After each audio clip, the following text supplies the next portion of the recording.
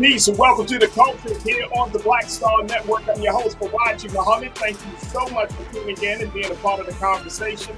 Folks, we got a lot to talk about. First and foremost, I wanted to talk about what happened coming out of the January 6th hearing, the last hearing of the committee, and what they recommended to the Department of Justice. We'll have that conversation. Also, Elon Musk has asked Twitter followers to vote on whether he should stay as the lead of the social media platform. Guess what? They said no. We'll see what happens next. We'll have that conversation. And I'm also going to be talking to my guy Scotty to give us the latest about Deion Sanders, what Deion has said in his press conference after the Celebration Bowl this weekend, why he decided to move to Colorado University. We're going to play a little bit of that video. And of course, the state of Puerto Rico is looking to become an official state of the United States, making the states of the United States 51 instead of just 50. We'll be checking in with Brother Mike and Hotep to get his take on this, the possibility of this happening. So stay with us. All of that is happening on today's edition of The Culture right here on the Black Star Network. You ready? Let's go.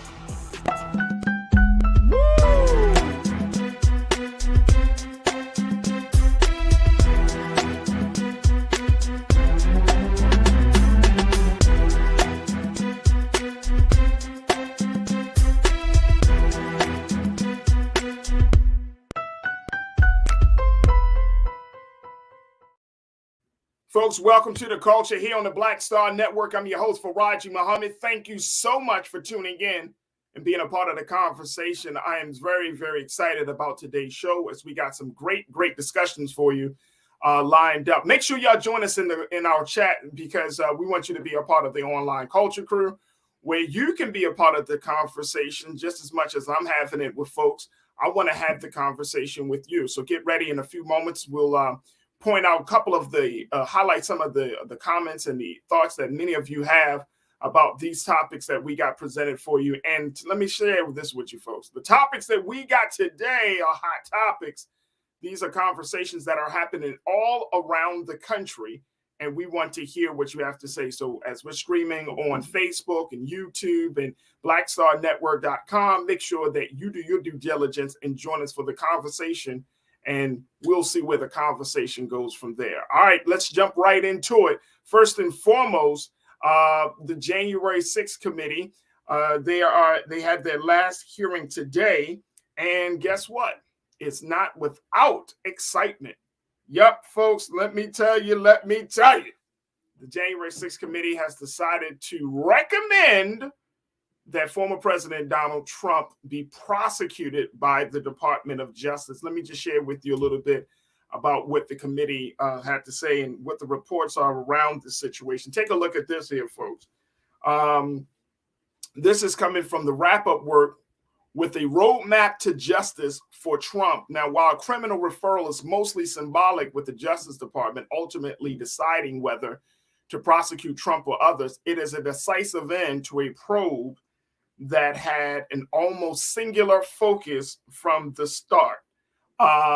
Chairman Benny Thomas, the Democrat out of Mississippi, said Trump, quote, broke the faith that people have when they cast ballots in a democracy.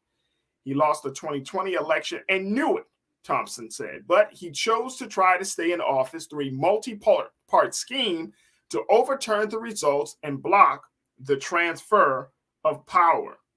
Yeah, folks. He also, the chairman also said that the criminal justice system can provide accountability, adding, we have every confidence that the work of this committee will help provide a roadmap to justice.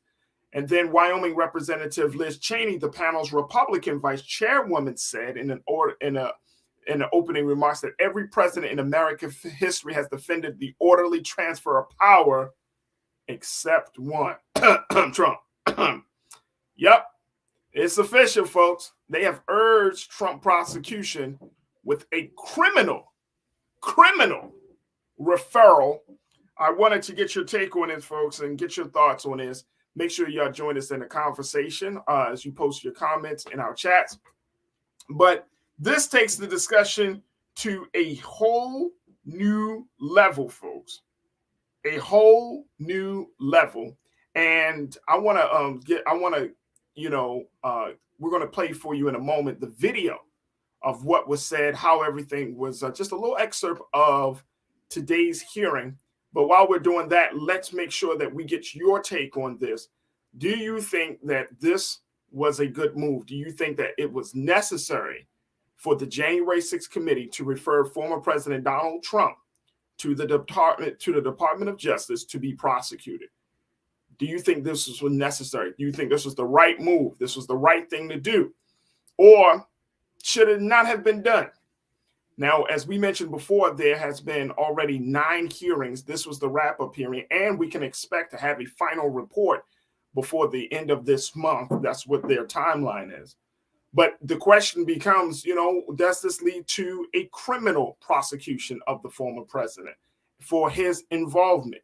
Now, I've said this on the show, and Brother Roland has said, I think a lot of people have just said this, folks. There is no doubt. Let's keep it real.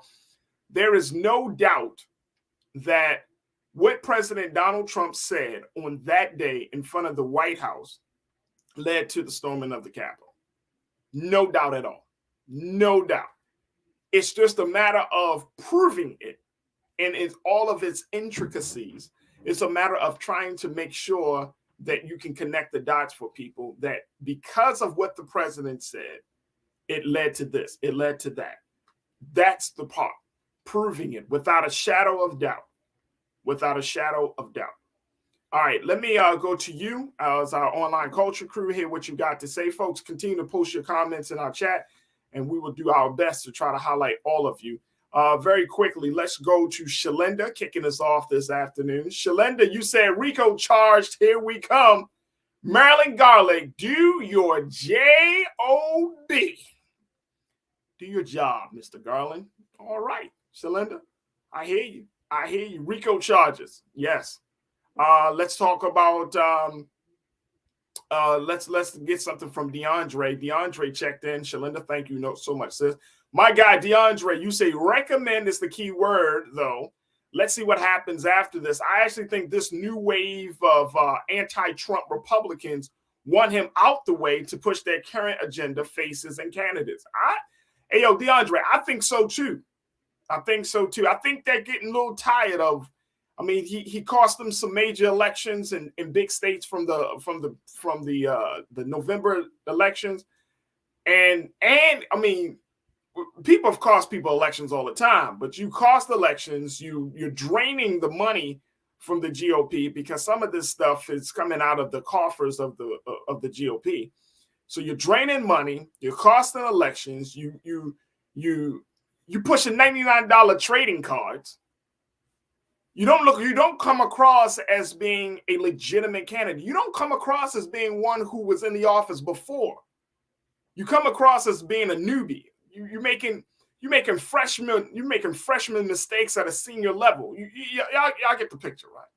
So it's like, is the GOP going to ride with this guy all the way till the wheels fall off? Or are they going to look at it, especially when you have a DeSantis? We talked about Tim Scott the other day. When you have all of these other options, your bench, you're like, do you go with the quote unquote former star player, or do you kind of bring in some new juice? And I think that's what the GOP is happening. Now, I want to put this in its proper context as we get your thoughts, folks, and continue to post them. This has never happened before. This has never happened before. Liz Cheney, I shared with you what she said, that all the presidents, regardless of their political affiliations, regardless of their political ideology about who's coming behind them, their successor of the seat, all the presidents have basically submitted that this is going to be the way we do the transfer of power. We're not going to interrupt this. It is what it is, that type of thing, except for this guy. So when you put this in a context that this has never happened to any U.S. president, that no U.S. president has ever put himself in a position where he is seen as the agitator that led to the storming of a Capitol. It's never happened like that. So when you think about just the larger context of what's happening here, it's almost as if the January 6th committee would not do anything, it would be a slap in the face. Like if they didn't recommend, and I'm going back to your word, DeAndre, if they didn't recommend anything, it would be a slap in the face. You got to. You really got to. So at this point, this is unprecedented, very historic, very, very historic. And I think that we need to keep that in mind, that you're talking about. And here's the other element of this history part. This guy is still planning to run. I mean, he's talking about running again. He's talking about throwing his hat to be the president again. After all of this, you would think, I got enough heat on me. Y'all understand? I got enough heat on me. Let me lay low for a little bit. Not this guy. He's like, I got enough heat on me. They love me. The lights, they love me. Crazy, absolute madness. And it makes mockery for those who say, okay, this is democracy. And this makes mockery. It's going to be very interesting to see how the GOP plays out on this. Are they going to side with the Democrats, quote unquote, or with this committee, quote unquote, to say, you know what, we need to prosecute this guy? Or are we going to see the voices, the likes of Ted Cruz and Marjorie Taylor Greene and all of them start to, oh, well, this is un-American. This is going to be interesting. Let's go back to a couple of more of your thoughts. Let's first take a quick pause. When we come forward, we're going to go back to a couple of more of your thoughts. I see my sister Corinna, who did an excellent job coming on the show last week. We're going to have to bring her into the conversation. And so many of you know your worth. You're definitely going to, you definitely said something to us that I think that is very poignant and succinct. So we're going to get your thoughts as well. So stay with us. It's a lot to talk about as we continue the conversation about the January 6th committee here on The Culture, right here on the Black Star Network.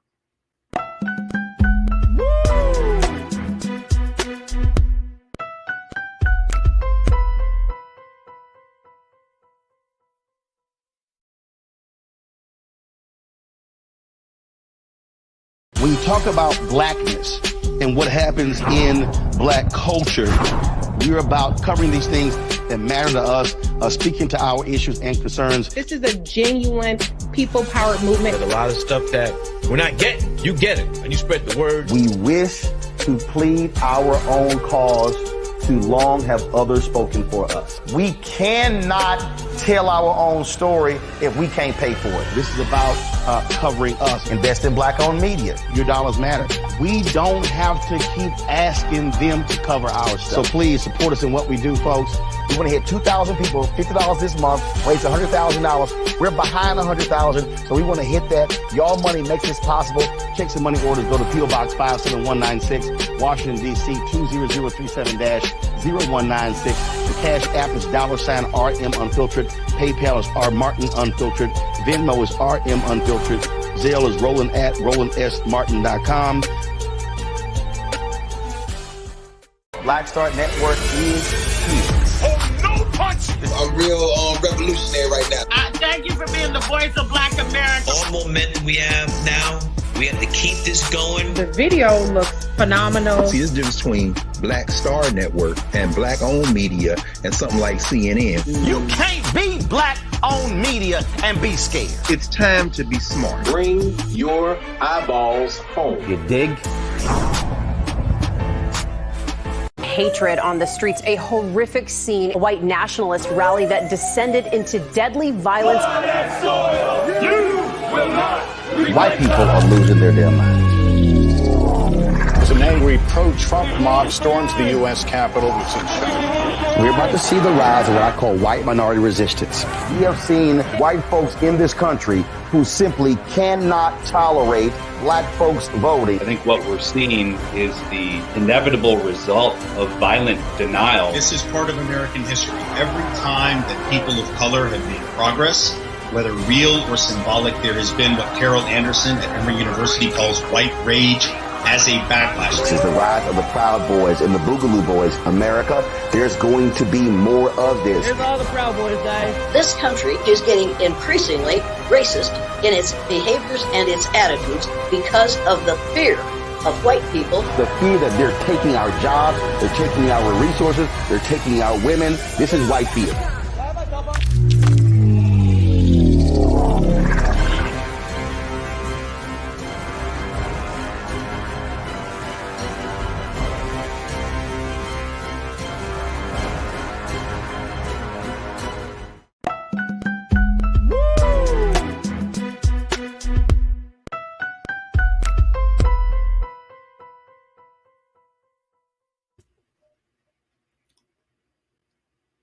All right, folks, welcome back.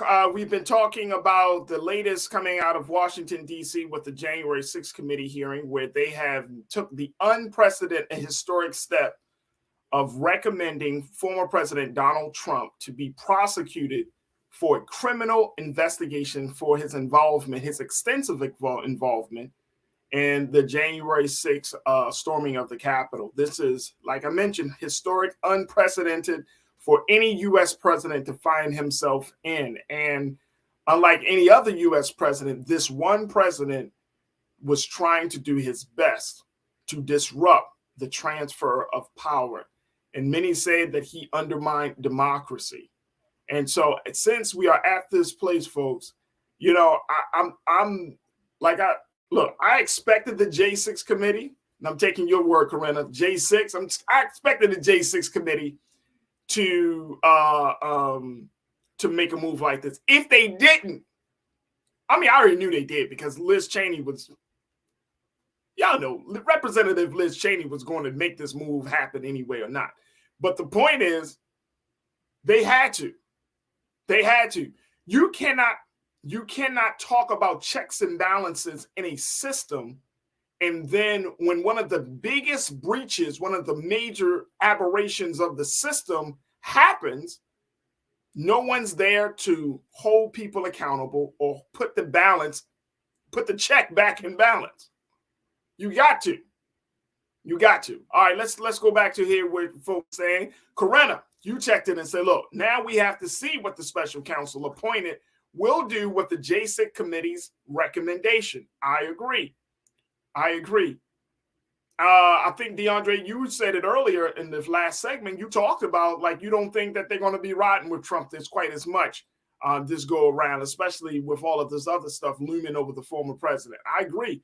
So I don't think that the special counsel is going to try to hold off on this and all of that. I don't think the DOJ is going to try to hold off on it.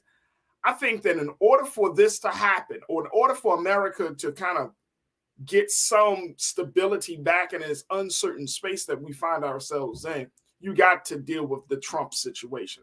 I'm going to call it the Trump factor, right?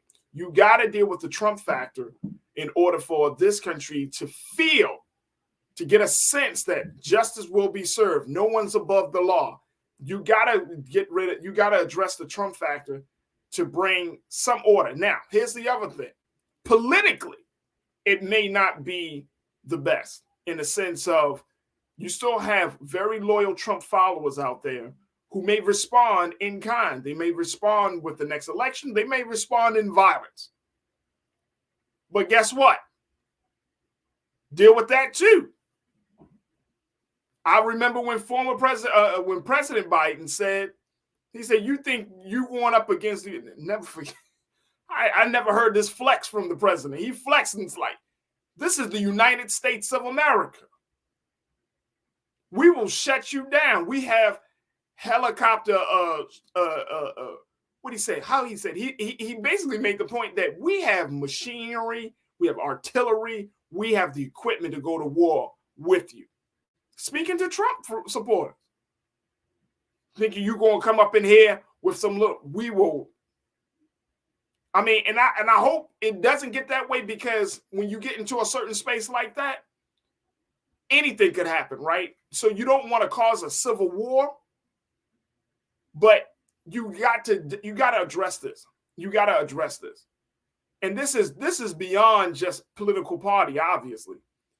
This is talking about order. This is talking about potential anarchy. You got a man in Trump who has literally talked about disobeying, oh, forget the Constitution. We need to just throw that out the window.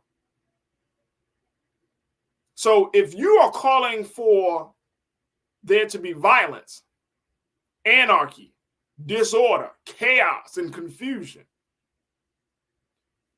you are a problem.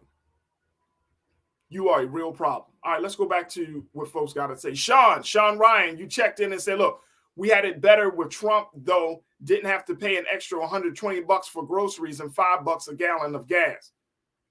I don't know I don't know where your gas is at or what city you in, Sean, but in LA, gas has actually gone down a lot. And guess what? Well, look. This is understanding that the market is volatile. The market goes up and down. It's not just about the president. First thing, the president doesn't set the gas prices. The president, it's about the marketplace, right? It's about the supply, demand. It's about, a lot of other economic factors. Yes, some people might say, well, if certain presidents were in office, we wouldn't have this problem. We wouldn't have this problem. We might have had a new and much bigger problem. So we can't go back and forth and say, if Trump was in office, we wouldn't be at war with Russia. Okay. We probably would not be at war with Russia, but something else could have happened. We could say, oh, inflation wouldn't have happened. Well, I don't know. We can't, because that's dictated by a different set of factors. So I wouldn't jump to say if Trump was, because I think that Sean, that speaks to not understanding how the system really works, how the market works, how you have all of these different components of this system that play off of each other. It's not just about one man, one person sitting in the seat and then everything goes according to plan. Because let's keep it real. When Trump was in office, certain things didn't happen, but a hell of a lot of other things did. January 6th, okay? When we saw that rash of police shootings, and even during Trump's period in office, did that stop, or did he make an attempt to quell the violence there? Did he not bomb protesters, both black and white, that were in Washington, D.C. to walk across the street from the White House to the church so that he could do a photo op? Did that not happen? Is that not problematic that you're bombing peaceful protesters? Come on. We're comparing like apples and oranges in my case, in my view. All right, let's go to Ming Lee, Natasha Surge. You said it's like Trump is one of the untouchables or something. All this evidence stacked up against him and nothing happens. Facts. Hey, Ming Lee, I said that from the beginning. I don't understand it, bro. I don't understand it. But I do understand it because when you have an alliances and you have allegiances, and when you get in a little something here and get a little something there, it creates this type of dynamic, right? Where the person who's at the center of it really don't get held accountable, really is not punished. And so that's what we're seeing. Good point. DeAndre, see, you said facts, the show looks good on paper, but what actual truths will be told? What actual justice will be served? What are the consequences either way? There's pros and cons to everything, but facts are facts. Right. So the man couldn't do a transfer of power. And I'm going back to what Sean Ryan pointed out. He could not accept losing an election. Therefore, he wants to disrupt the whole situation. He wants to come across as a sore loser. He can't get it. He's not accepting this fact. He puts out a lie, right? A lie that the election was a fraud. He's harassing people. Y'all remember from that testimony from the J6 committee of those two black women, the one that was the poll worker down in Georgia, caused her life to be a living hell. Is that what you want, Sean? Is that what people who just volunteered their time for us to exercise our quote unquote right to go to the polls And because a joker don't like the fact that he lost, it's okay. Yeah, we'll keep him in office.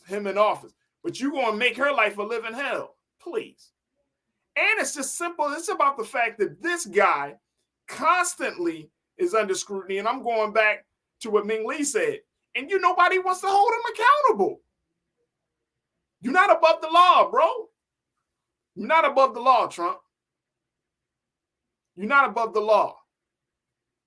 All right, let's go to one more comment. Then we got to take our next pause. But Tiana, you checked in and said they were going to raise prices anyway. The corporations took advantage of the pandemic. Come on, let's talk about that for a moment, quick moment. Exactly. We acting like, oh man, these are. How about the PPP loans that were given to major companies that was initially for small businesses? That happened under Trump. Was that fair? No.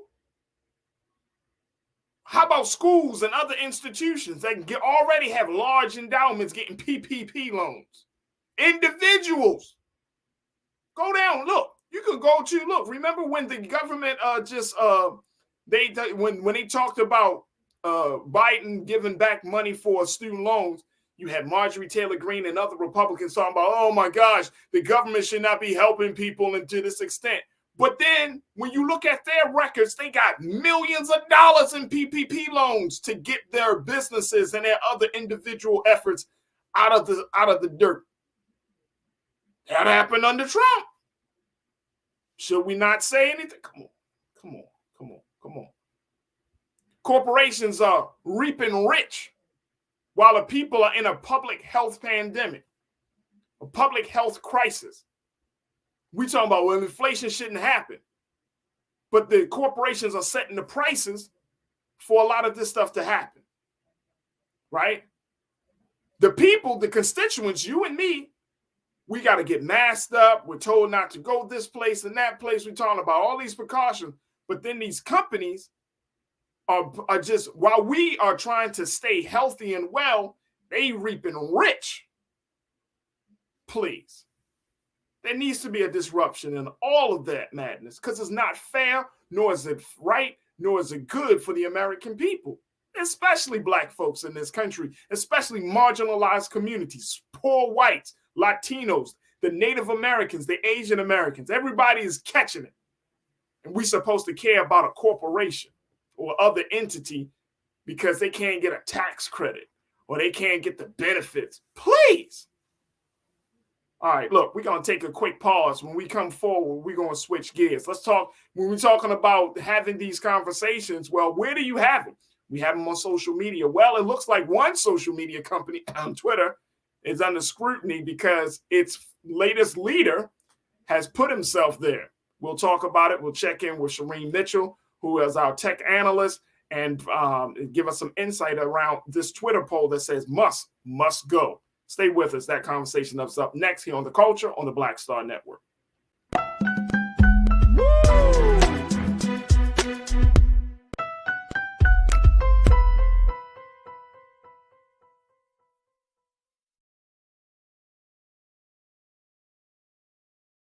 Folks, Black Star Network is here. Oh, no punching! I'm real revolutionary right now. Support this man, Black Media. He makes sure that our stories are told. Thank you for being the voice of Black America, Roland. Stay black. I love y'all. All momentum we have now, we have to keep this going. The video looks phenomenal. See, there's a difference between Black Star Network and Black-owned media and something like CNN. You can't be Black-owned media and be scared. It's time to be smart. Bring your eyeballs home. You dig? Pull up a chair. Take your seat. The Black Tape with me, Dr. Greg Carr, here on the Black Star Network. Every week, we'll take a deeper dive into the world we're living in. Join the conversation only on the Black Star Network. Hi, I'm Dr. Jackie Hood Martin, and I have a question for you. Ever feel as if your life is teetering and the weight and pressure of the world is consistently on your shoulders? Well, let me tell you, living a balanced life isn't easy. Join me each Tuesday on Black Star Network for A Balanced Life with Dr. Jackie. We're all impacted by the culture, whether we know it or not. From politics to music and entertainment, it's a huge part of our lives, and we're going to talk about it every day right here on The Culture with me, Faraji Muhammad, only on the Black Star Network. I'm Deborah Owens, America's Wealth Coach, and my new show, Get Wealthy, focuses on the things that your financial advisor and bank isn't telling you, but you absolutely need to know. So watch Get Wealthy on the Black Star Network.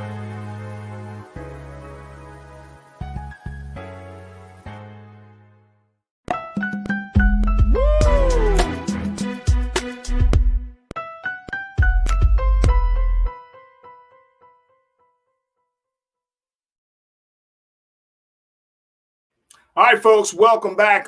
We're going to be joined by our tech analyst, Shireen Mitchell, in a few moments, but wanted to bring us up to speed on what is going on with Twitter, as Twitter owner Elon Musk put himself out there, put himself right under the microscope.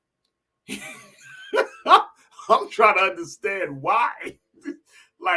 Okay, so there's already been a lot of talk about the direction that the social media platform has taken. And so last night, Elon Musk, who is the current leader of Twitter, the current owner of Twitter, he put out a tweet saying, just to kind of rate his progress on turning the social media into a free speech oasis.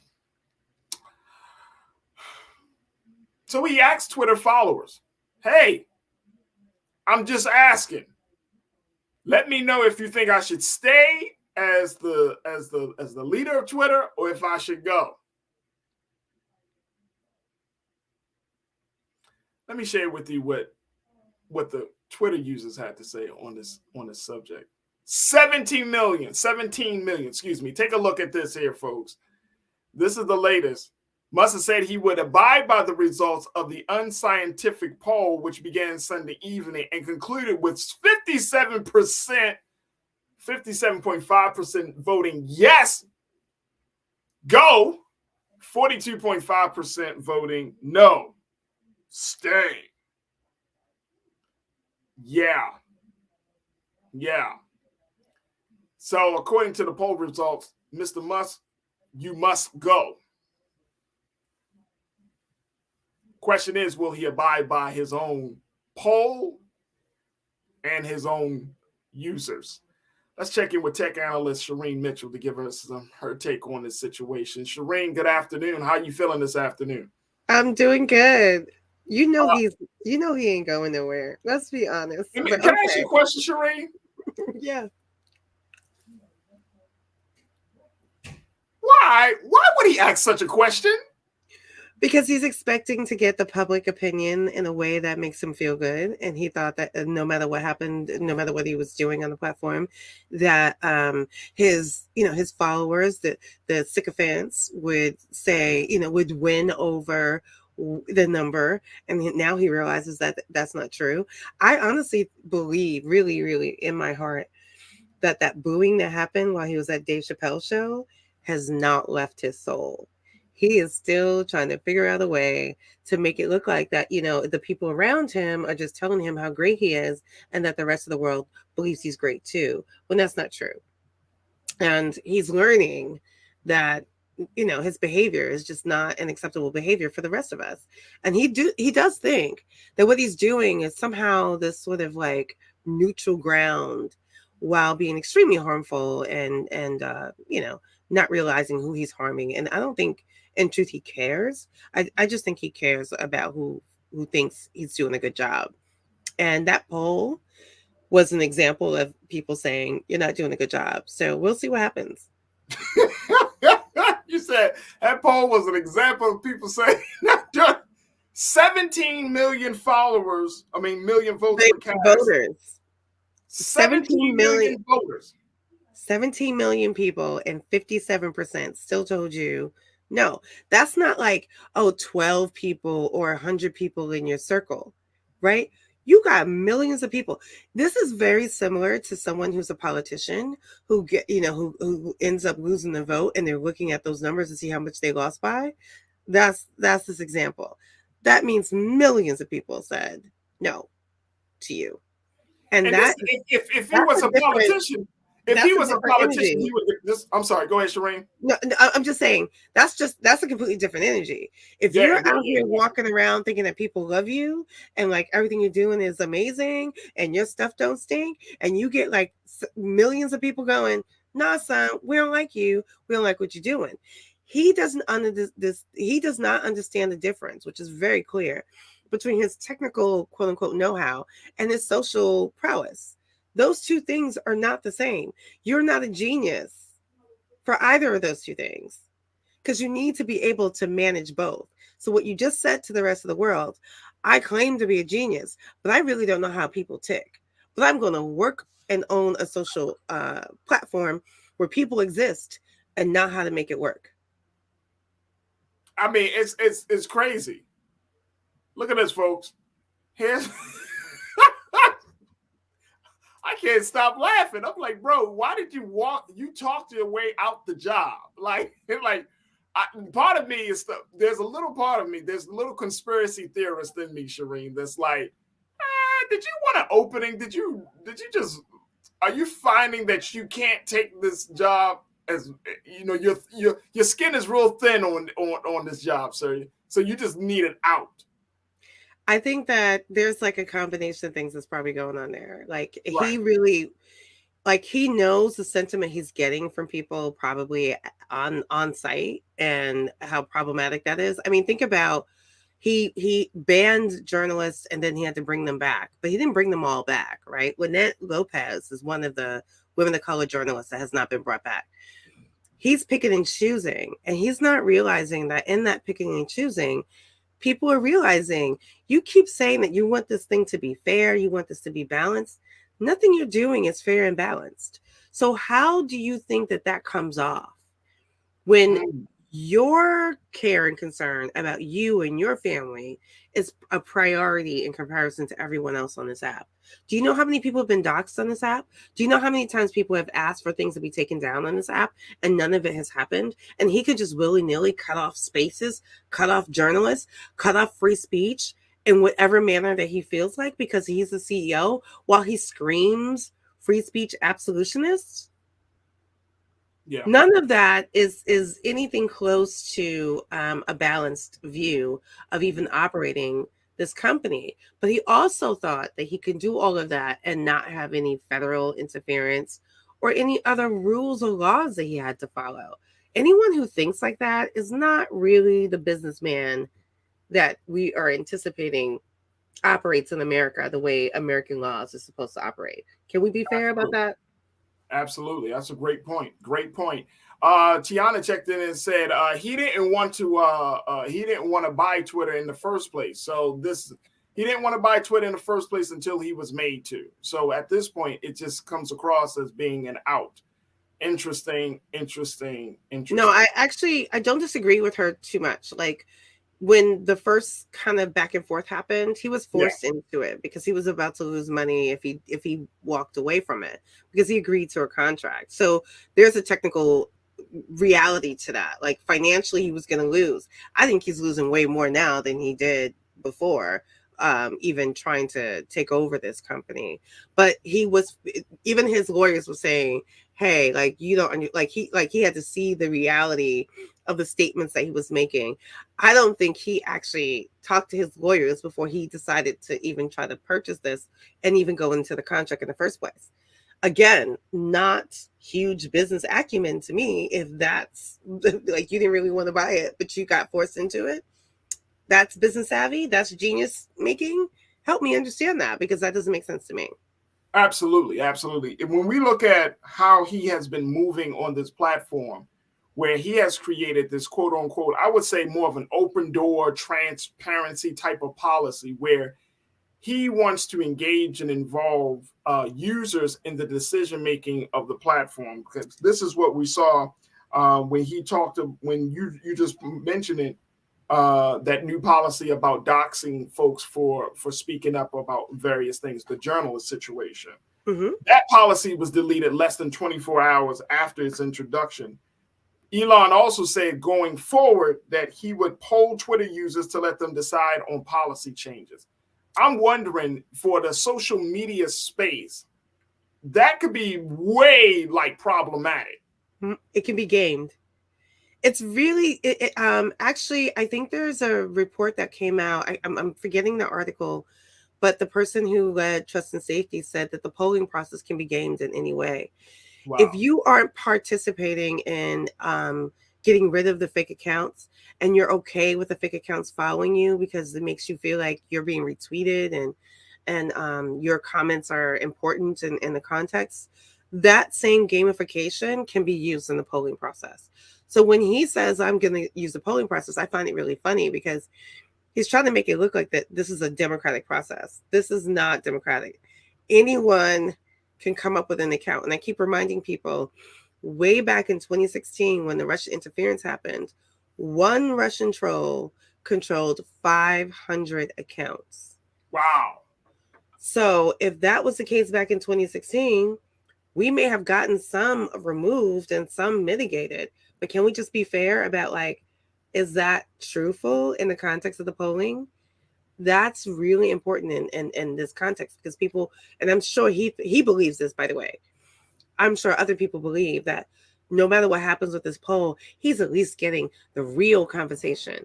But honestly, him as well as Agent Orange 45, Trump, before he got off the app, he had like about 80% of his accounts were fake or manufactured. So, Elon Musk is not that far away from about 70%. It might be lower. So the polling process that he's looking for is that he's looking for answers that he already has planned in his head. Like when he did the poll for Agent Orange 45, he was already planning to bring him back on. He said it already. Wow.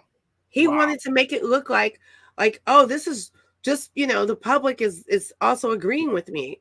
That is not the case. That's not how this works. And the manipulation of even the narrative of that is also problematic, in my opinion.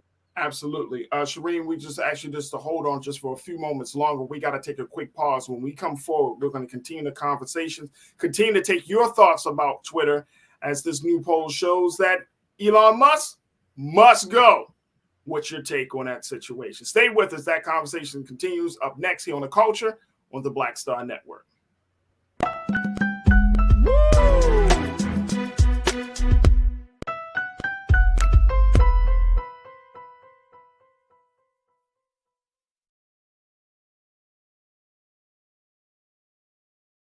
Black Star Network is here. Oh, no punch! I'm real revolutionary right now. Thank you for being the voice of Black America. All momentum we have now, we have to keep this going. The video looks phenomenal. See, this difference between Black Star Network and black-owned media and something like CNN. You can't be black-owned media and be scared. It's time to be smart. Bring your eyeballs home. You dig? When you talk about blackness and what happens in black culture, we're about covering these things that matter to us, speaking to our issues and concerns. This is a genuine people-powered movement. There's a lot of stuff that we're not getting. You get it, and you spread the word. We wish to plead our own cause. Too long have others spoken for us. We cannot tell our own story if we can't pay for it. This is about covering us. Invest in black-owned media. Your dollars matter. We don't have to keep asking them to cover our stuff. So please support us in what we do, folks. We want to hit 2,000 people, $50 this month, raise $100,000. We're behind 100,000, so we want to hit that. Your money makes this possible. Check some money orders. Go to P.O. Box 57196, Washington, D.C. 20037-0196. The Cash App is $RM Unfiltered. PayPal is R Martin Unfiltered. Venmo is RM Unfiltered. Zelle is roland@rolandsmartin.com.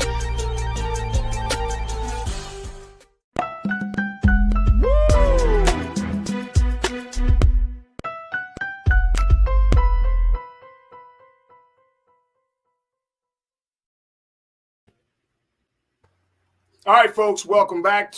We are continuing our conversation talking about the fate and future of Elon Musk and Twitter, as a new poll that the president that Elon Musk has actually created. A new poll shows that more Twitter users, take a look, folks, more Twitter users said that Elon Musk must go than those who told him to stay. This is an unofficial poll that he put out there yesterday. He posed a question. And let's show that poll one more time. Let's put it on the full screen, please, Keenan and Ariel.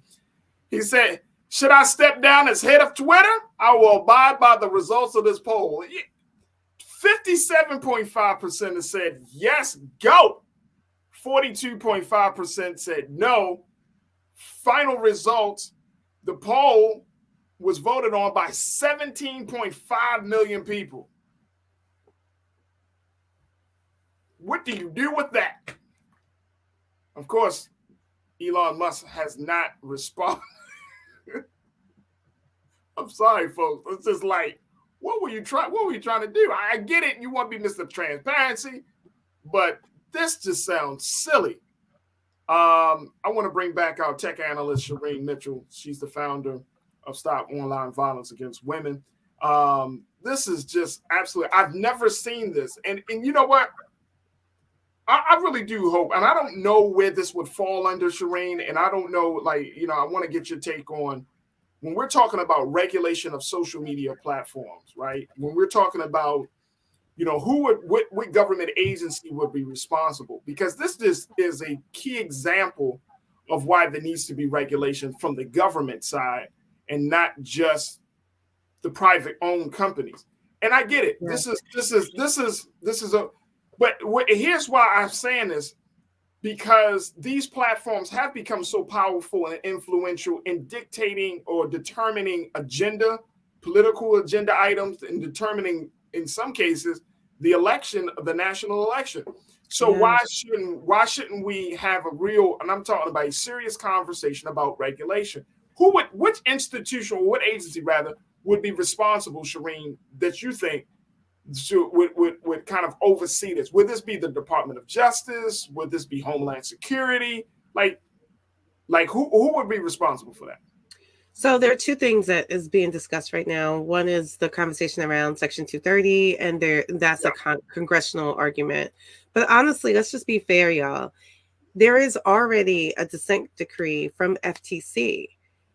I haven't seen the outcomes of it, but honestly, I don't think he's even complying to that. You have to remember that the people who quit right around those last couple of weeks, the dissent decree reports were due. I saw email exchange that basically said that the personal lawyer of Elon of Apartheid Clyde literally said that he put people on the plane, put people out in space. The FTC is no big deal to him. He doesn't take any of that seriously. As a matter of fact, if you think about some of the things he does when he's challenging some of the members of Congress on Twitter, he thinks he can use that as a way to garner favor from his audience to challenge those congressional members or those government officials. I find that very interesting tactic, but I don't agree with anyone thinking that that's going to work. But we haven't seen yet the outcomes of whether or not they've actually answered their dissent decree from the FTC. Twitter was already in trouble before he took over. I think that's the part that people forget.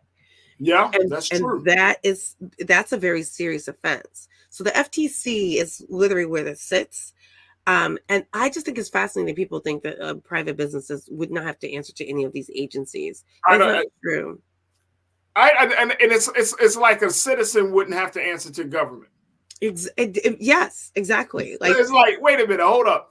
If you don't pay your taxes, if you do something illegal, the government comes in and responds. And so the concept that he said, well, I'm going to take Twitter private. Here's one of the things I learned about this back and forth that I think is really important that people don't realize. Remember, he was saying he was trying to make Twitter profitable. Right. Some of the things that if you go back, and I swear, everyone, you should follow Lynette Lopez. She's not on Twitter anymore, but please follow her work.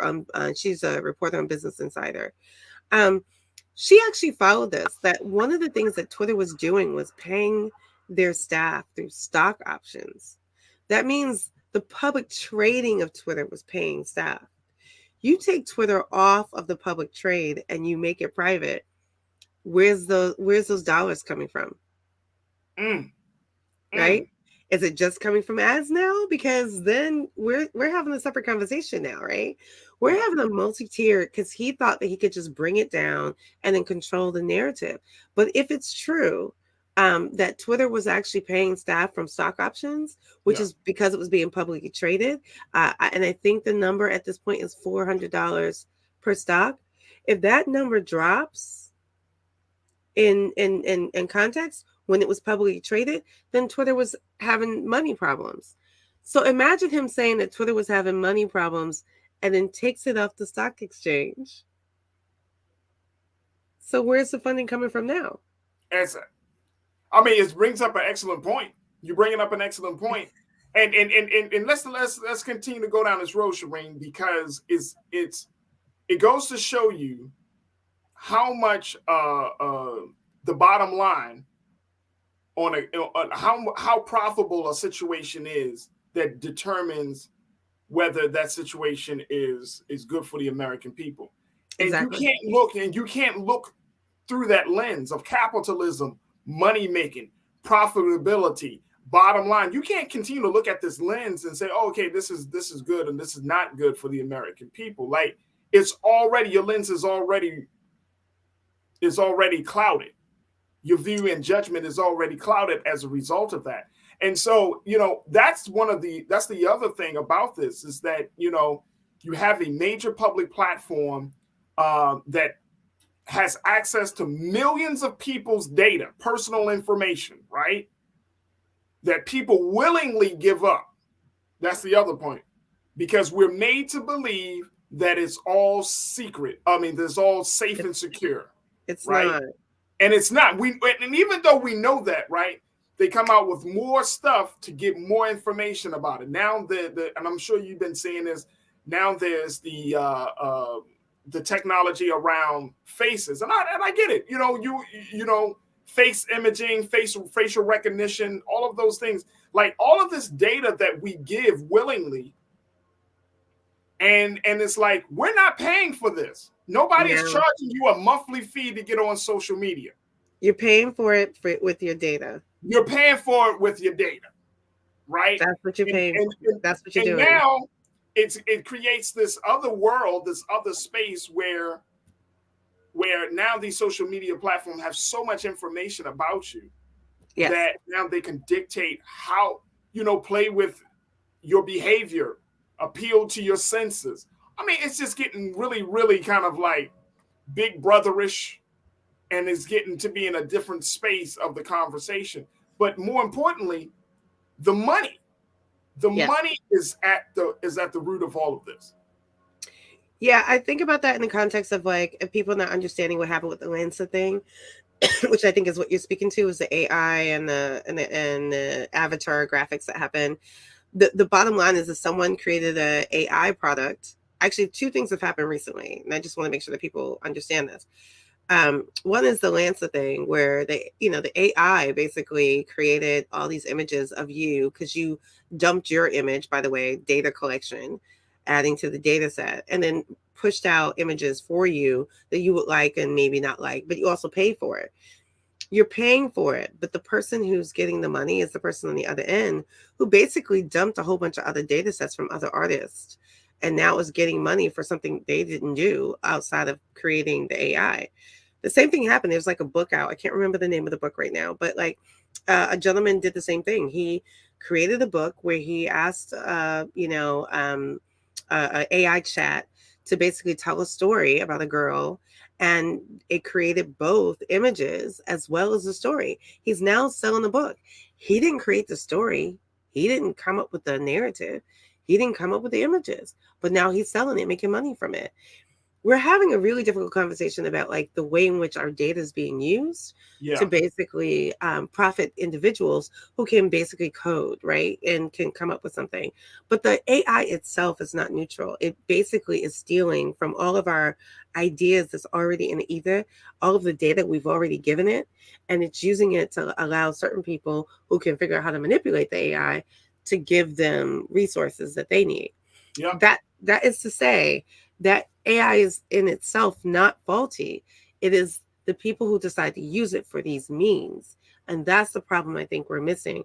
And this gentleman who's taken over Twitter has not learned about that concept, even though he's in the tech space. Because I really don't think people understand the problem with Twitter isn't a tech problem. It's a social problem. And not understanding those distinctions is the reason why he's failing at this particular part. Because if you remember, if he said, I just need code, I need to fire people who are not doing the right code. Remember that? How long is your code? That is not an engineering framework. You don't ask people how long is your code. You want to know what the code does and how it works. You don't care what the length of it is. So in those moments, even I know he is not an engineer. He's not the genius you think he was. Shireen, we got to stop it right there. I'm blown away by that because you're absolutely right. We're seeing this and it's unraveling and it's very, very problematic. And we haven't even talked about some of the things, and certainly I'll bring you back on, but we need to talk about how that impacts Black communities, marginalized community, how it impacts women of color specifically. I mean, we have to talk about this because we're seeing the breakdown of a social media platform, and yet we're still haven't fully processed it yet. And I think we need to have some much more. No, we need more conversations about this because I don't think people understand the ramification. They keep calling him Elmo. I call him apartheid Clyde because people don't realize the damage and the harm that's really being inflicted, not only in the tech industry, but on this platform alone. That is Shireen Mitchell, who's our tech analyst here on The Culture. You can find her at Digital Sister on all social media platforms. Shireen, thank you so much for your time. Thank you for having me as always. I'm always willing to come back.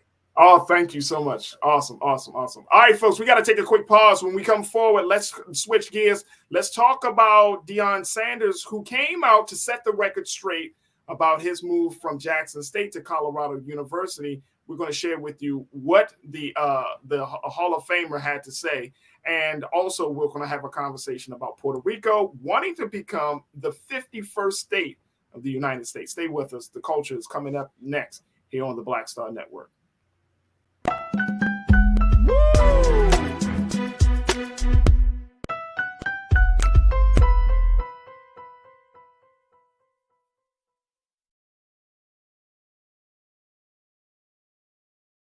Hatred on the streets, a horrific scene, a white nationalist rally that descended into deadly violence. White people are losing their damn minds. As an angry pro-Trump mob storms the U.S. Capitol, we're about to see the rise of what I call white minority resistance. We have seen white folks in this country who simply cannot tolerate Black folks voting. I think what we're seeing is the inevitable result of violent denial. This is part of American history. Every time that people of color have made progress, whether real or symbolic, there has been what Carol Anderson at Emory University calls white rage as a backlash. This is the rise of the Proud Boys and the Boogaloo Boys. America, there's going to be more of this. Here's all the Proud Boys, guys. This country is getting increasingly racist in its behaviors and its attitudes because of the fear of white people. The fear that they're taking our jobs, they're taking our resources, they're taking our women. This is white fear.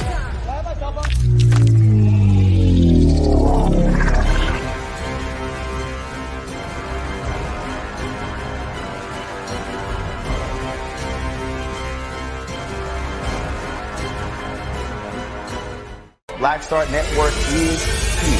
Oh, no punch! I'm real revolutionary right now. Thank you for being the voice of Black America. All momentum we have now, we have to keep this going. The video looks phenomenal. See, this difference between Black Star Network and black-owned media and something like CNN. You can't be black-owned media and be scared. It's time to be smart. Bring your eyeballs home. You dig?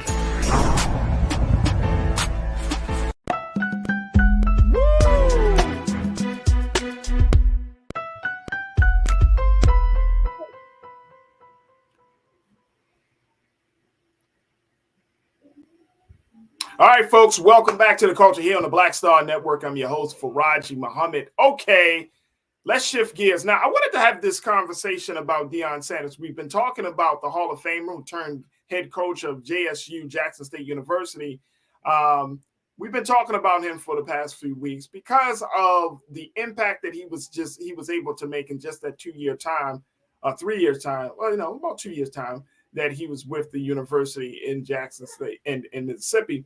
But more importantly, the impact that he's made on HBCU and black college football and the understanding of turning a team that was not as successful into a successful team over a short period of time is absolutely amazing, to say the least. Now, that has led to Deion Sanders making a new decision to take his talents elsewhere, from moving from Jackson State, Mississippi, all the way to Colorado, which is a PWI or predominantly white institution, that got people in a uproar saying that he turned his back on his people and his community. Let me bring my guy Scotty, who's host of and the founder of Offscript TV that you can find on IG, and get his take on this. Because Scotty, thank you so much for being a part of the conversation. We got Scotty on. Let's bring Scotty in. But I wanted to play something that I saw over this weekend because, and if you haven't had a chance, folks, Black Star Network, Brother Roland was down for the great Celebration Bowl that they had and this past weekend. And Coach Deion Sanders, Coach Prime, was the coach for the team. He had said this before when he made his announcement that he was moving to Colorado, that he would continue to coach the team during the Celebration Bowl. This is what he said. Then I want to get Scotty's take on it, and I want to hear from you folks of my online culture crew. Check us out what Coach Prime had to say.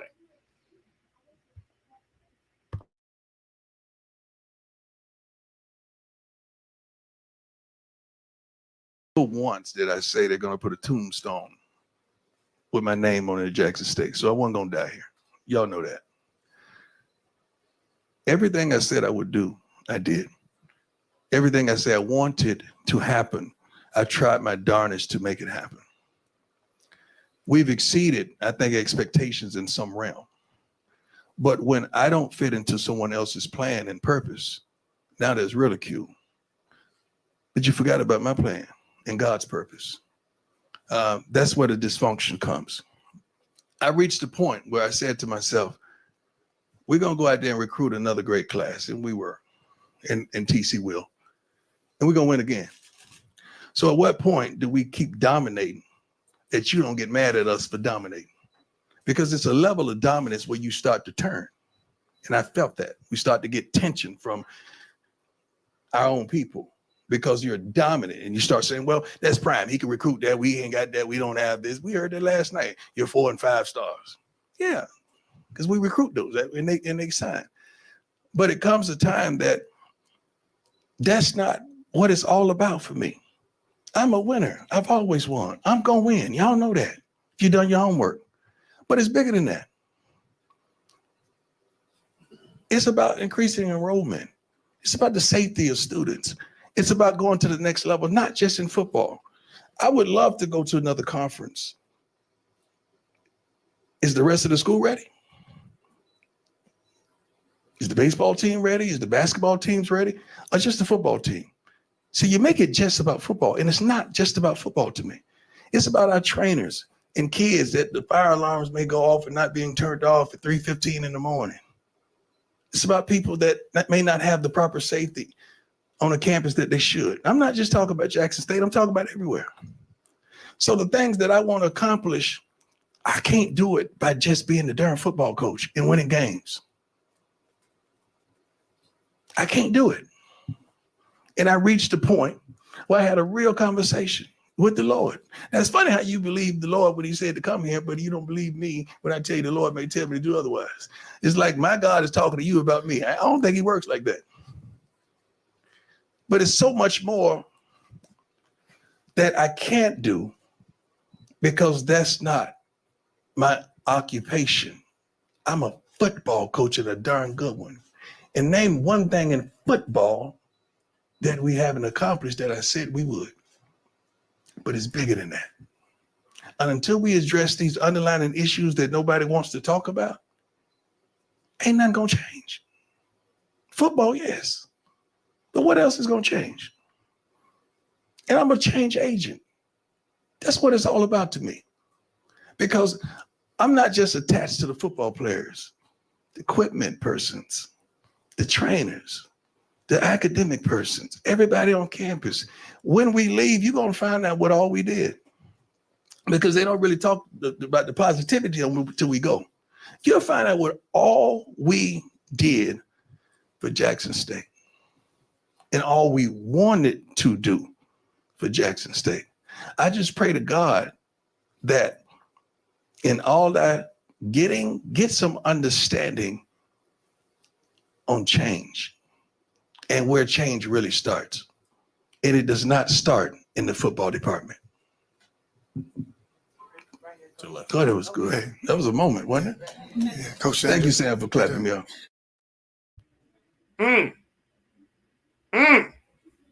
Is he setting this? Did he set the record straight, Culture Crew? Share your thoughts with me. Post your comments in our chat on YouTube, Facebook, Black Star Network. Let's bring my guy Scotty of Off Script TV. Checking in with him. Can we get Scotty on? All right, we don't have, okay, he's not on. All right, let me, I got my brother Michael in Hotep on. Let me get my brother Michael in. Brother Michael. Hey, we got you, man. Here. Faraji? I'm good, brother. How are you? I'm all right, brother. All right, good. What do you make of what Deion had to say? That you know, he did what he set out to do in the football space. Right. He wanted to do more for the university at large. And he just made a decision that he felt was the best decision for him. People are still upset. People still for a certain type of way, Brother Michael, about this change. But what do you make of it? Well, he's talking about purpose.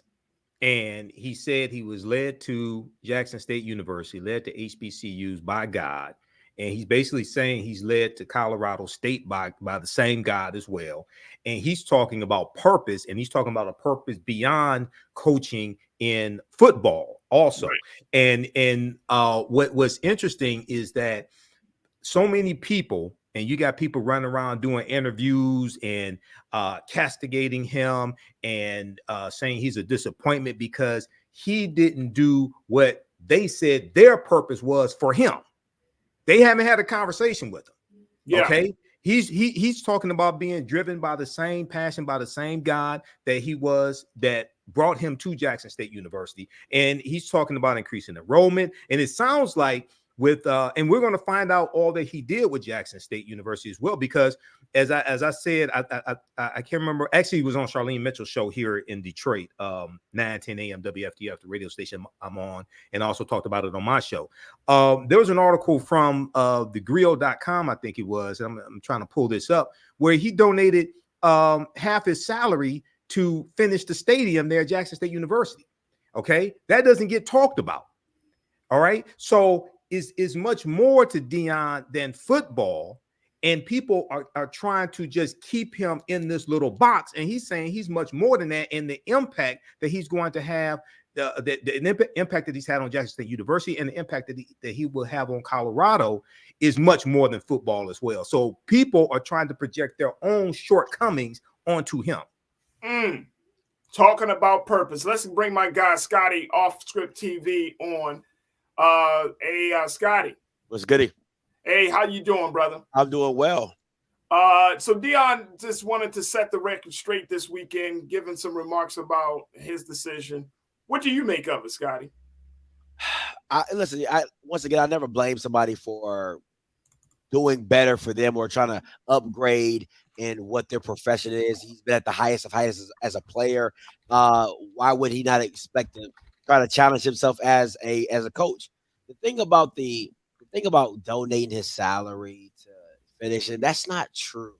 Like, the narrative has been flipped, right? So the project was already done. What Dion added his money to was to things that he wanted added, and that the workforce, that they would add more workforce to get it done faster. So that's really what he added his money to. It wasn't that by August. I think it was like by August of 2022 to get it done by that time. Exactly. Scotty? Yeah. Mm-hmm.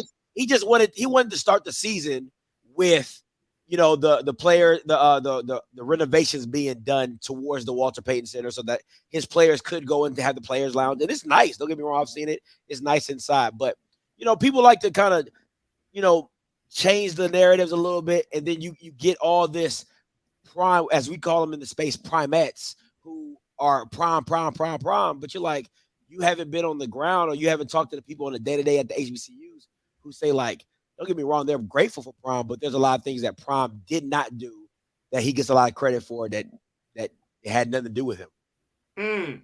So at this point, I mean, do you feel like the record is being set straight? I mean, his explanation of why he's deciding to make a move and what was going on in his head during that decision, do you feel like it's clear that, or is there still going to be some more controversy around it? It's always going to be some more controversy around it because of the fact of a lot of people are emotional. I said it last time, when you bring God into anything around the Bible Belt, it's going to have a complication to it because, people are going to start challenging you on your rhetoric or when you came. You said God brought you here. You said you were going to do this. You said you was going to change the playing field. You said you was going to level the playing field. You said, you're going to have people come back home.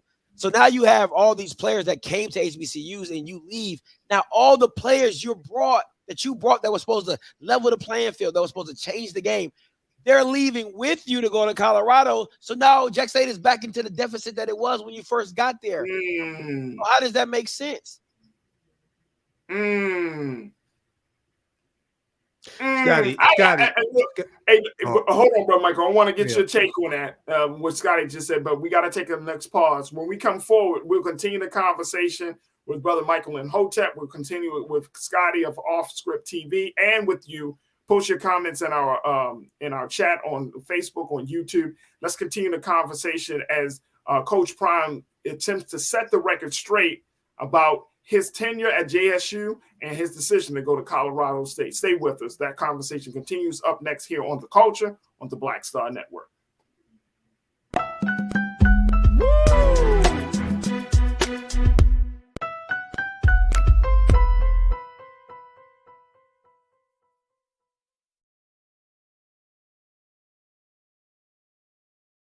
Pull up a chair, take your seat.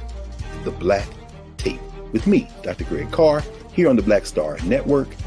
Every week, we'll take a deeper dive into the world we're living in.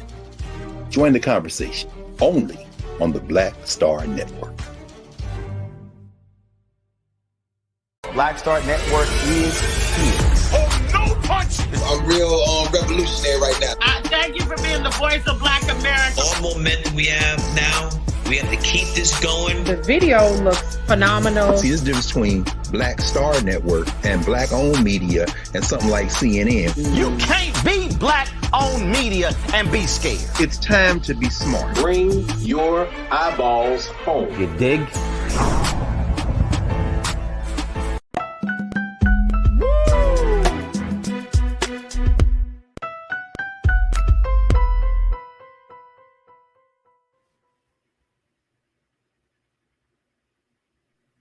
Folks, we've been talking about Coach Prime, Deion Sanders, about some of the remarks that he made at the end of the Celebration Bowl this weekend, where he attempted to set the record straight as to why he decided to make the big move from Jackson State to Colorado State, where a lot of people feel like Coach Prime has turned their back on them. And Scotty, host of Off Script TV on IG, you can check him out.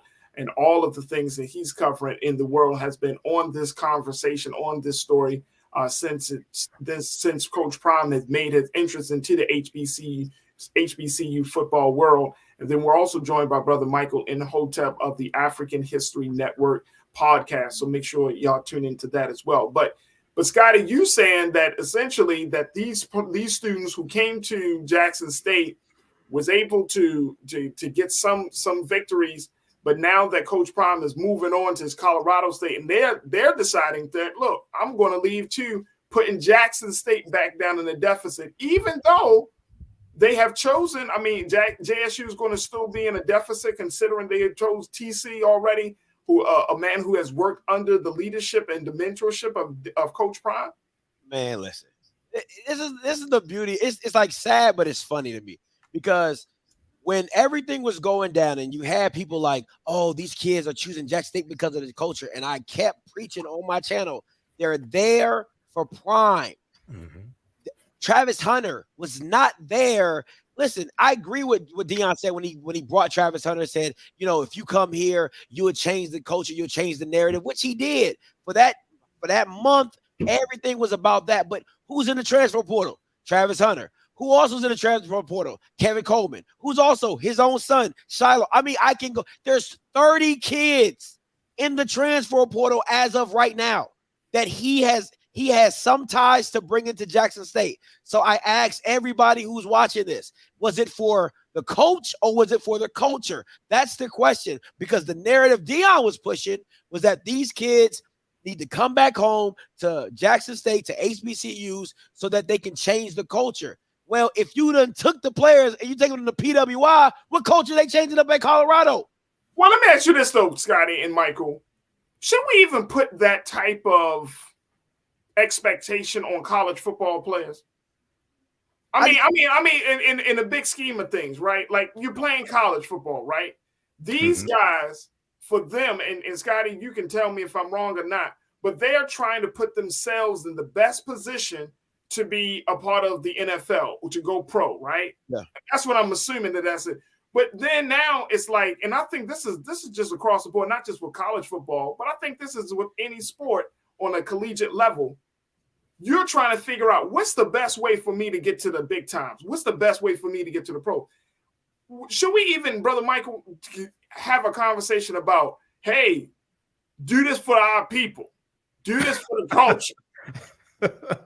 I mean, seriously, I'm just saying, because at the end of the day, they're wanting to be football players. We're not talking about people that want to be scholars and researchers and professors. Right. They want to play professional football, man. They didn't go to JSU to play for prime time because they wanted the PhD. they went there basically because they want to become pro. I feel like we're conflating a lot of different things here, Scotty. We are. I think a lot much. of people are. Yeah, I think a lot of people are. So I can understand them wanting to leave JSU to follow Deion Sanders to Colorado State University because they want to follow a winner. And that was their coach. Right. So I could totally understand that. But what I think Deion is done, and this is what I was trying to get to before Scotty. The break, and the question I want to ask Scotty is that, do you think Deion Sanders has laid a blueprint for success for the next coach and a blueprint for other HBCUs to follow and coaches at HBCUs to follow? Because I see this as something bigger than just one person. Right. Okay. What are your thoughts on that, Scotty? What blueprint? I mean, like, think about it. Okay, I'll just give it to in the basis of it. Right. Okay, we need an NFL Hall of Famer who's a black icon, who, because this is a one of one. Deion's a one of one. There's no other Deion Sanders. So you need a black icon, NFL Hall of Famer who has the pizzazz as Deion, who has the marketing guru, who's never stepped foot at Harvard, but they should have a Harvard class of marketing given to Deion Sanders. I just don't know where you find somebody else like that, because Deion was bigger than Jackson State. Right. The only person you can probably go to is a Ray Lewis, an Ed Reed. But if you go there, there's still no guarantee. Deion was never a guarantee. Ray Lewis would not be a guarantee. Ed Reed would not be a guarantee of what they would bring to that institution or what success they will bring. Because I don't care how much you love Deion Sanders. If he didn't win, there wouldn't even be a topic. This wouldn't even be a conversation. But at the end of the day, Deion Sanders is always going to be Deion Sanders. So it wouldn't have been. It's a win-win for him, right? If I go to Jackson State and I turn it around and I get to coach my son and we do big things, that's great. If I go down there and I fail, he still walks away as Deion Sanders. But what is Jackson State left holding the bag on? The same situation they are now. Well, maybe it's Scotty. It's Scotty. And I'm glad, Brother Michael, you posed that question because now it's like I have a follow-up to it. All right, cool. So here's the thing, though. If that's the case, then Jackson State needs to have a plan. Absolutely. Absolutely. And the plan, listen, I posed the question to you guys. Who's the head coach of North Dakota State? I don't know. But they win. Right.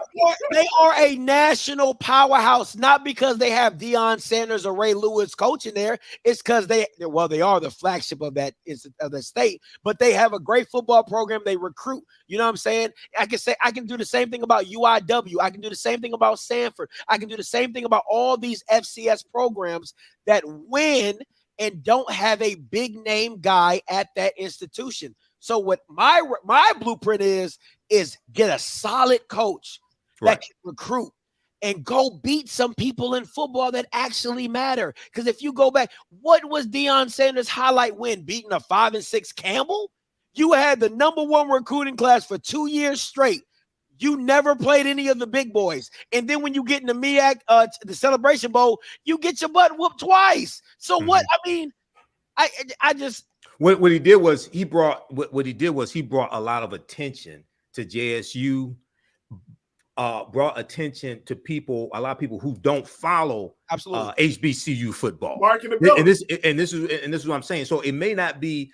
It has to be somebody who can coach and somebody with a football background. They probably played in the NFL. They don't have to be as big of a name as Deion Sanders. But when one of the things that really made him successful is media, but especially social media. I'm not successful on the field, but garnering attention is media, but also social media. Okay, because clips of him in the locker room talking to his team, inspiring his team, things like this, interacting with parents, things like this. This gets into social media, which draws more attention to Jackson State University. So it's a whole marketing plan behind this that I think other HBCU coaches can learn from. They may not have a big name like Deion, as big of a name, I should say, as Deion. They may not have the flair, because the flair goes back to when he was playing, football and baseball at the same time. Okay. And I remember him, and I read his autobiography, How Success Ruined My Life. How Success Almost Ruined My Life. And I remember him talking about that the position he played in football was a cornerback, and it's not a position that draws a lot of attention. Okay, so he felt that he had to take on this persona of prime time with the flashy clothes and things like this to draw more attention to him, also, so he can make more money as well. Okay, it's a whole marketing strategy that goes back decades with him. So I think there's, and somebody with a business degree as well in marketing, I think there's a blueprint from the marketing perspective to draw more attention to HBCUs, HBCU football programs, right? And follow something that we learned from Deion Sanders, regardless of who the coach is. You have to win, of course. Right. I agree with Scotty on that. You have to win, but there's a whole marketing perspective here that I think a lot of people can learn from as well. Absolutely. Lori Parks checked in. Lori, you made the comment similar to what Brother Michael just made. You said this is the time for other ex-NFL players to step in to coach HBCU football programs. Now, here's the thing, and Scotty, I want to get your take on this. If this is the model, and I'm saying this from JSU's perspective, hey, let's get a big name, let's draw them in, let's get some wins out of this big name, let's get some money for the program, this type of thing. And personally, I'm more of a systems thinker. I'm thinking, hey, get something out of each big name that you bring to the table. Absolutely. Right? Get something out of it, not just the fans, the flighty stuff. I'm talking about get something legitimate out of it. You know what I mean? Start to build your situation. But I don't know. It's like, look, JSU was going to take this, since JSU decided to take this risk and it paid out for them, right? My concern is this might be seen as the ultimate business model, but it reminds me of when LeBron went down to Miami. Y'all know what I'm getting at. Mm-hmm. It reminds me of that. I'm going to take my talents down in Miami. LeBron goes down to the Heat, play a couple of years, get some flash. Him and Chris Bosh, Dwayne Wade, we're going to be the three amigos down there. And we're going to wreck stuff down in the league. And it's like, we see this in sports all the time. It's not about your name. It's not even about your one person. It's a team. These are team games. I'm a Ravens fan. I'm rocking Ravens now. I don't care how hot Lamar Jackson is that day. If his O-line, his defense, his special teams, if they all fall apart and they lose, can you really say Lamar Jackson won? No. And I think that this is a huge shift to changing the conversation about Black talent, Black skills coming to HBCUs. And look, he's going to do what he's going to do. I think Scotty, and to your point, Brother Michael, Dion is a master marketer. He knows how to bring attention to the situation. But at the end of the day, if JSU did not get something from him in terms of a legitimate blueprint, say, look, man, how can we keep this success going? How can we institutionalize your system? How can we make sure that we are getting the type of recruits? How can we make sure that HBCUs get money outside of the football program for the other stuff that you care about?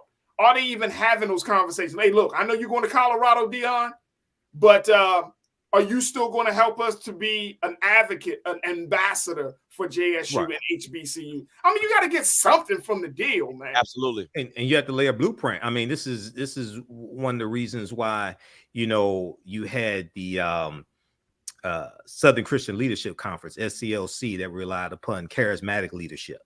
Where somebody like an Ella Baker was talking about, no, you need to get away from charismatic leadership, and the leadership needs to be decentralized, and it has to be more about the people as opposed to one charismatic leader. Okay. So we see this type of debate or this type of ideology clashing.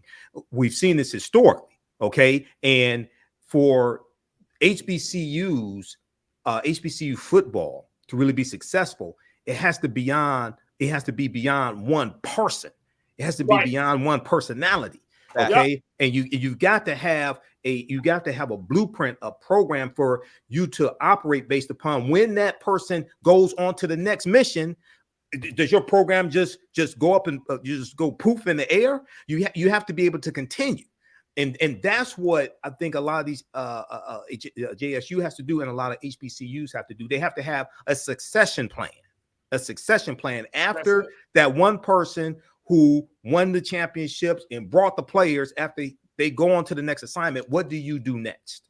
Absolutely. Hey, Scotty, we got like 30 seconds, a little bit less than 30 seconds. What do we make of this now? All right. What do we take from this? All right. I'm going to go with Michael's, and I'm going to try to wrap this up in 30 seconds.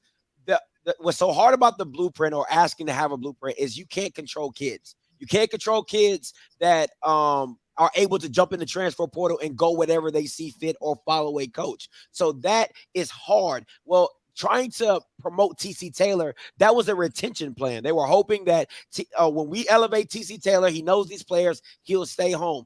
The blueprint for me is where Michael touched on, is social media. Social media has to be the forefront of a lot of HBCUs. There's too much culture changing at HBCUs that are not put on the forefront of social media. Most of these dance moves go viral from HBCUs and things like that. Coaches have to be open to it, because a lot of coaches are stubborn. They got to be open to it. The heads of these institutions have to be open to it. And the ADs and SIDs have to use the workforce on campus to use towards their social media, i.e. the kids that are going in your class that are doing social media every single day should also be running it, have oversight, but they should be running it. I shouldn't have a 40-year-old man or 50-year-old man as an SID or AD trying to do TikTok. That don't even make sense. So it's little things like that that needs to be put in place, but social media needs to be huge. The accepting of social media needs to be huge, and more media presence by these black head coaches.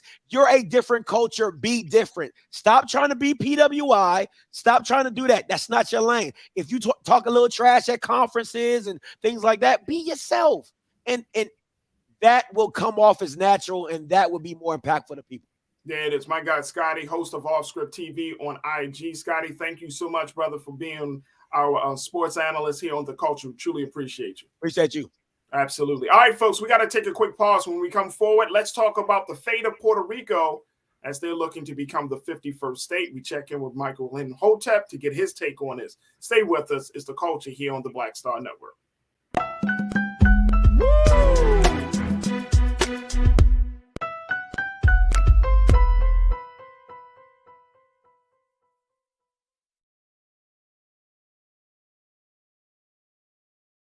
I'm Deborah Owens, America's Wealth Coach, and my new show, Get Wealthy, focuses on the things that your financial advisor and bank isn't telling you, but you absolutely need to know. So watch Get Wealthy on the Black Star Network.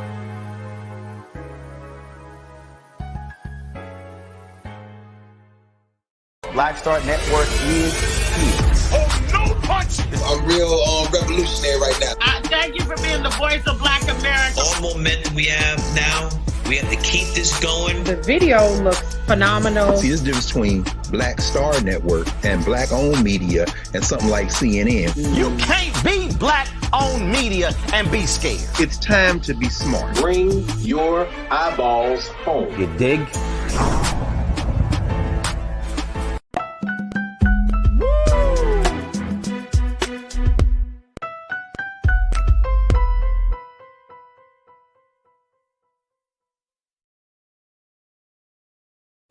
All right, folks, for our final conversation today on The Culture, we wanted to talk about the possibility of Puerto Rico possibly becoming the 51st state of the United States of America. Let me share with you what the vote has been coming out of the House of Representatives. Take a look at this, folks, that they passed the bill. The U.S. House passed the bill on Thursday of last week that would allow Puerto Rico to hold the first ever binding referendum on whether to become a state or gain some sort of independence in a last-ditch effort that stands little chance of passing the Senate. The bill, which passed 233 to 191 with some Republican support, would offer voters in the U.S. territory three options: statehood, independence, or independence with free association. According to Representative Paul Grijalva, of the Democrat out of Arizona, he said, "It is crucial to me that any proposal in Congress to decolonize Puerto Rico be informed and led by Puerto Ricans." He serves as the chairman of the House Natural Resources Committee, which oversees affairs in U.S. territories. It also was saying in that same piece, folks, that the proposal would commit Congress to accept Puerto Rico into the United States as the 51st state if voters on the island approved it. Voters also could choose outright independence or independence with free association, whose terms would be defined following negotiation over foreign affairs, U.S. citizenship, and use of the U.S. dollar. This has not been an easy fight. We still have work to do. Our quest to decolonize Puerto Rico is a civil rights issue.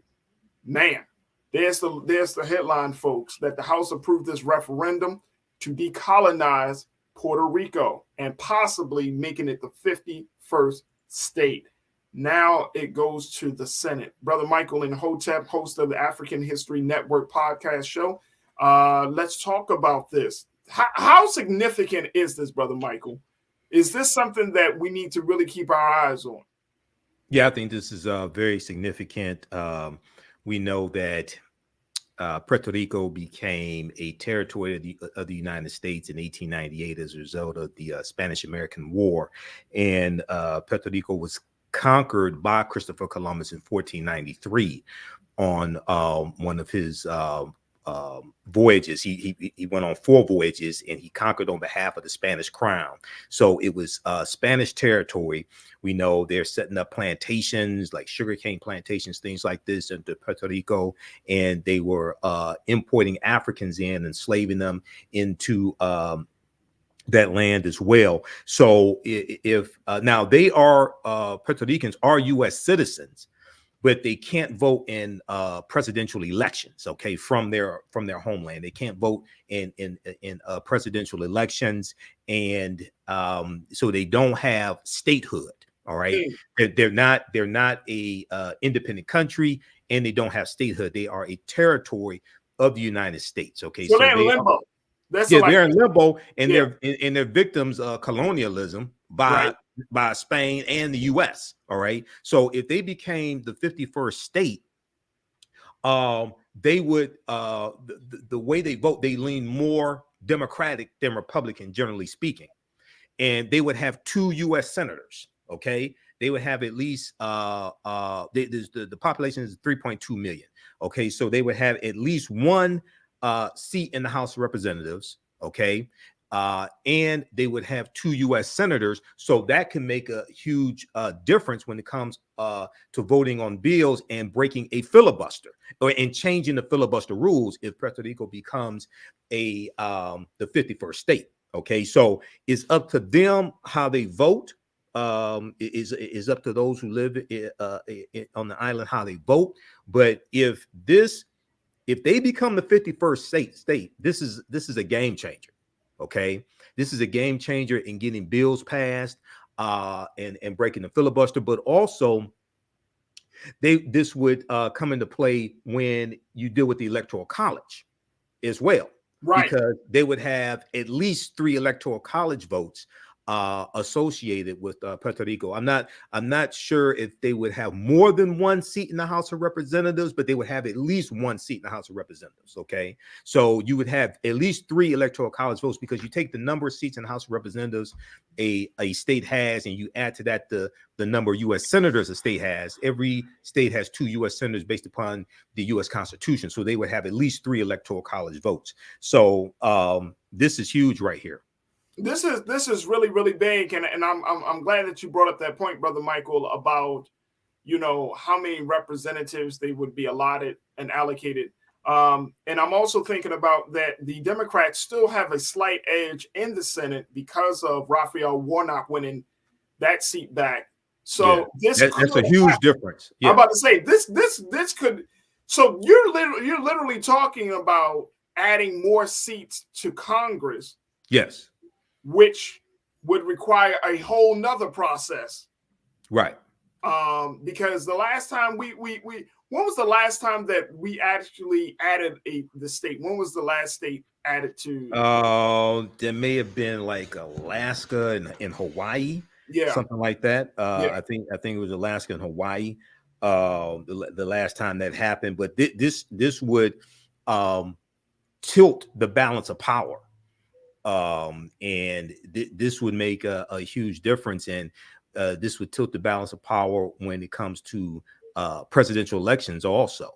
So instead of 200 needing 270 votes, I think you would need 272 or 2. What would happen is if they had 1 House vote, if they had 1 seat in the House of Representatives, it would go from 435 seats in the House to 436.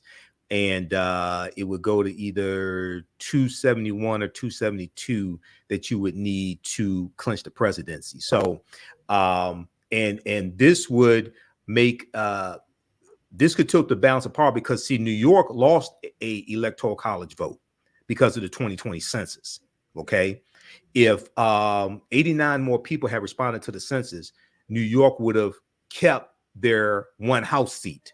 And they would not have lost Electoral College vote. Here in the state of Michigan, we lost an Electoral College vote, and we lost a House seat. So we went from 16 Electoral College votes down to 15, and we lost the we had a merger of like the 14th and 13th congressional district here. So we lost a house seat here in the state of Michigan as well.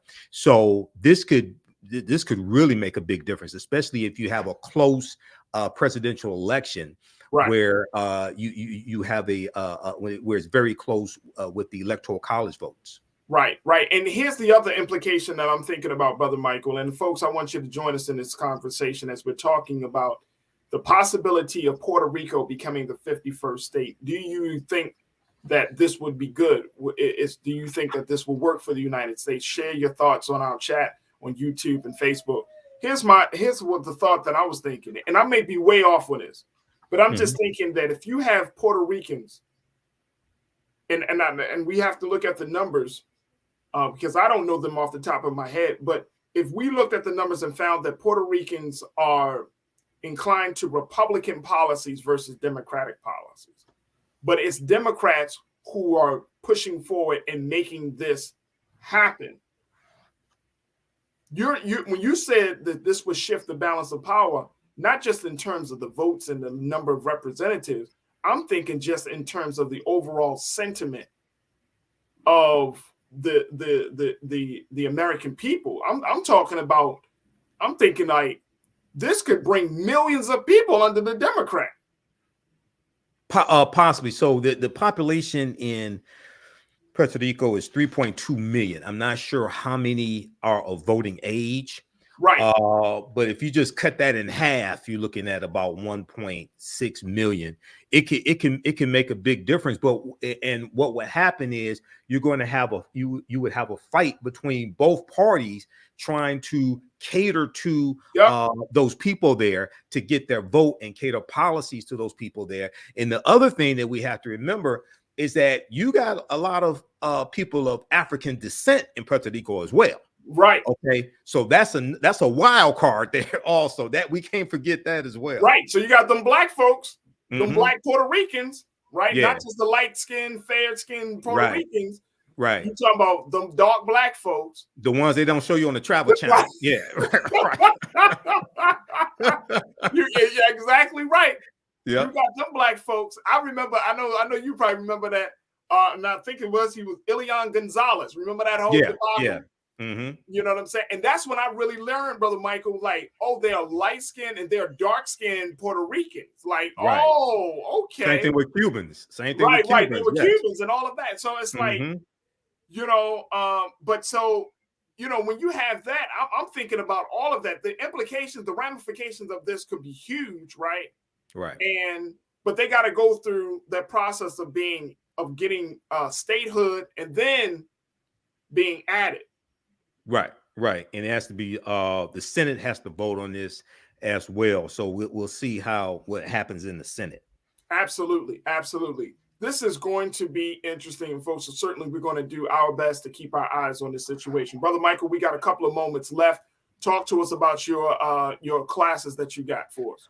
Well, actually, Wednesday, December 21st is going to be our last class of 2022, our last class session. We're going to do a special session of Ancient Kemet, the Moors, and the Ma'afa, understanding the transatlantic slave trade, what they didn't teach you in school. So we're dealing with some of the history of the Moors and how the Moors lose power in Spain. And then we get into Christopher Columbus as well. So this is a good topic here, dealing with Puerto Rico in 1493. We're going to talk about that. And at the beginning of the class, we're going to talk some about the winter solstice and how the winter solstice is connected to Christmas. And we'll deal with some of the origins of Christmas also. So visit our website, theafricanhistorynetwork.com. We look at some of the pre-Christian origins of Christmas. Visit our website, theafricanhistorynetwork.com, and scroll down to the class, theafricanhistorynetwork.com. This class is on sale $60, regularly $130. Keep scrolling down past the Kwanzaa stuff. All right. And we do the sessions live. All the sessions are archived and recorded.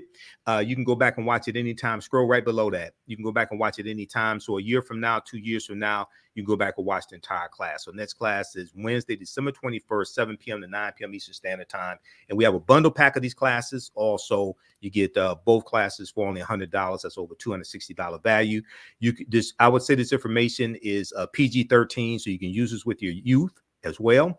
And we have a bundle pack of my lectures in digital download format.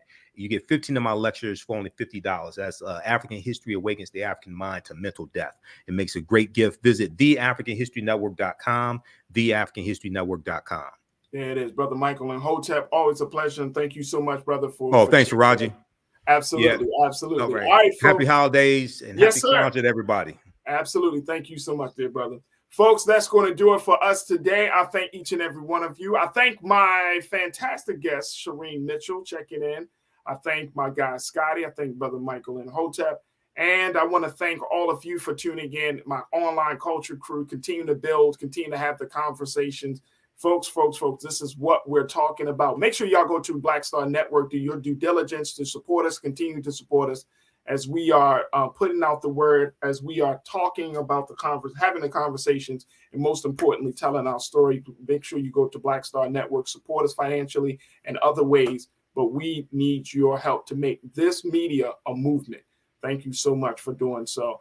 Thank you to my shout out to my big team. I want to thank all of them for doing a fantastic job for today's show. Also follow me on social media at The Real Faraji and Twitter. All this week, we're going to be having some dynamic guests and some great voices. And it's going to be a short week because of the holiday. So, on Friday, we will not be doing a live show, but for the rest of the week, we will be giving you live shows. So thank you so much for your support. Stay tuned. Up next is Roland Martin Unfiltered. As always, never be afraid to challenge what's wrong. Stand for what's right while being yourself in the process. God willing, we'll talk tomorrow for another exciting edition of The Culture right here on the Black Star Network. Peace.